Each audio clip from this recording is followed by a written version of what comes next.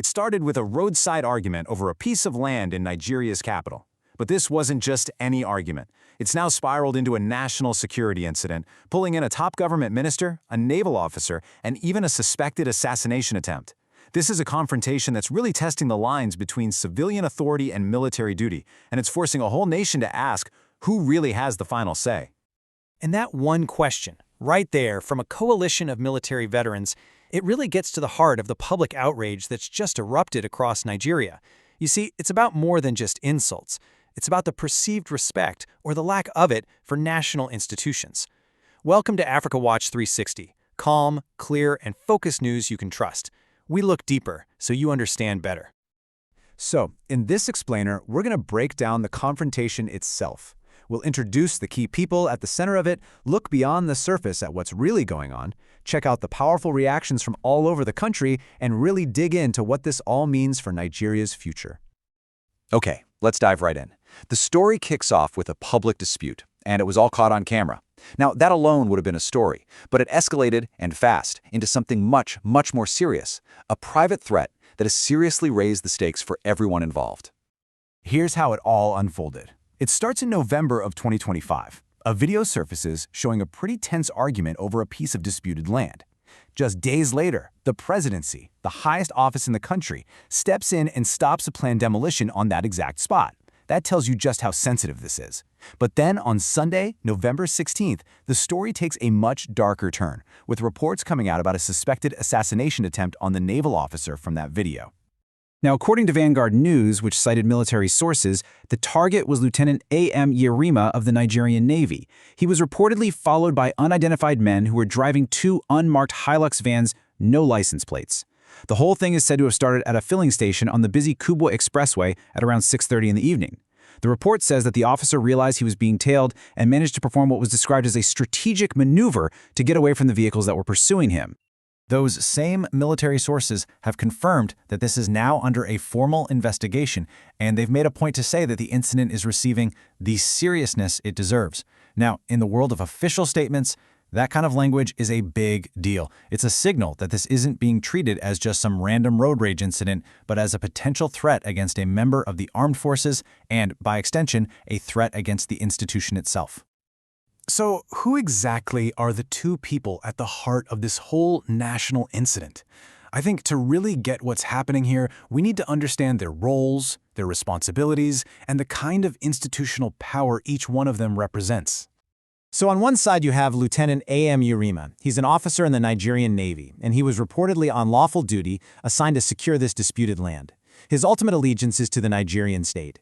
And on the other side, you've got Nyesom Wike, the Minister of the Federal Capital Territory, or FCT. As the minister, he has authority over all things land-related in the capital: development, administration, even demolition.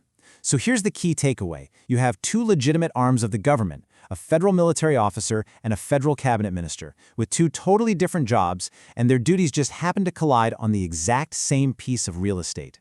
So, a public argument and a serious security threat. Those are the headlines. But here's where the story gets more interesting. See, this isn't just about two guys having a bad day. It's really about the powerful institutions they work for and the very delicate balance that's supposed to hold everything together. So, what is this conflict really about? If you look past the individuals, past the viral video, what's the fundamental tension here? To get a handle on it, let's use a simple analogy to break it down. Okay, imagine the military is like a national neighborhood watch. Their main job is to secure the whole community, the entire nation, from all kinds of threats. They operate under this broad mandate of national security. Now think of the FCT minister as a really powerful property manager for one very specific, very important estate inside that neighborhood. The property manager's job is to enforce building codes, manage how land is used, and make sure all development follows the local rules. The conflict happens when the neighborhood watch secures a piece of land for national security reasons, but then the property manager shows up with plans to tear down a building on it because it violates a local rule. See? Both of them believe they're doing their jobs and doing them correctly, but their duties, their jurisdictions, and their priorities are clashing. And that really just perfectly illustrates the real tensions at play here. This is more than a simple dispute. It's a stress test on the relationship between civilian authority and military allegiance. It puts the very concrete goals of urban development up against the often invisible protocols of national security, and it brings up some pretty big questions about public perception, the rule of law, and maybe most importantly, the level of respect that's given to Nigeria's national institutions, especially its armed forces. An incident like this, well, it didn't just happen in a vacuum. The video of the confrontation went viral, and the reactions that came after were swift, they were strong, and they were very, very significant. It's clear this event has touched a very sensitive nerve in the nation's consciousness. The most organized and vocal response by far has come from the military veterans. A spokesperson for the Coalition of Retired Veterans, Abiodun Duwale Herbets, he issued a really stern warning. He said that ex-service members would literally occupy the FCT minister's office and his home if Lieutenant Yerima faced any kind of punishment for what happened. That is a direct threat of civil action, and it's a clear sign of just how seriously the veteran community is taking this perceived insult against one of their own. So, with all this tension rising, the government made its own position crystal clear. The Minister of Defense, Mohammed Badaru Abubakar, he gave a firm assurance. He stated, with no ambiguity, that any officer on lawful duty will be protected, and that the armed forces will always stand by its people when they're following lawful orders. That's a huge statement of institutional backing, a message sent not just to the public, but you can bet it was heard loud and clear across different branches of the government. But for the veterans, protection isn't quite enough. They're also demanding a public apology from Minister Wike for what he said on camera. From their perspective, this isn't just about rules or who has jurisdiction over what. It's about dignity. It's about respect for the uniform and for the institution that uniform represents, an institution they spent their lives serving. So let's recap briefly. A public argument over land blows up, leads to a security threat, and that kicks off a whole national debate about respect and authority. Here's the part most people miss: the long-term impact that this one event could have on the country's governance. In the short term, sure, we've got an official investigation into the threat against the officer and a lot of public heat on the minister's conduct. But the long-term precedents, that's what's really significant here. This incident could force a much-needed reevaluation of the rules of engagement between civilian and military bodies. Politically, it's a major test of the country's institutional checks and balances. And when it comes to the public, it's going to shape future confidence, or the lack of it, in how high-level officials behave. In a nation with a really complex history of military and civilian rule, this question of mutual respect isn't just a matter of procedure. It's fundamental to democratic stability. As things stand right now, this story is far from over. The investigation is still going, the public conversation keeps evolving, and the key players? Well, they haven't issued any more public statements just yet.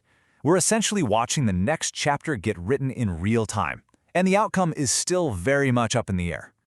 And you know, this whole episode really forces a fundamental question that every single democracy has to constantly ask itself. What is the right balance between civilian leadership and military duty? How did different parts of the government operate with mutual respect while still doing their own constitutional jobs, especially when their paths cross like this? There are no easy answers here, and often the solutions are forged in tense public moments just like this one. The results of the official investigation into that security threat, or maybe a formal public response from the FCT minister's office. Either one could dramatically change the direction of this story. This is absolutely a developing situation, and the next update could change everything. We are definitely going to keep following this story as it develops. For more clear and focused analysis like this, make sure you're subscribed to Africa Watch 360. And now we want to hear from you. What is the right way to balance civilian authority and military duty in a functioning democracy? Share your thoughtful perspectives in the comments below.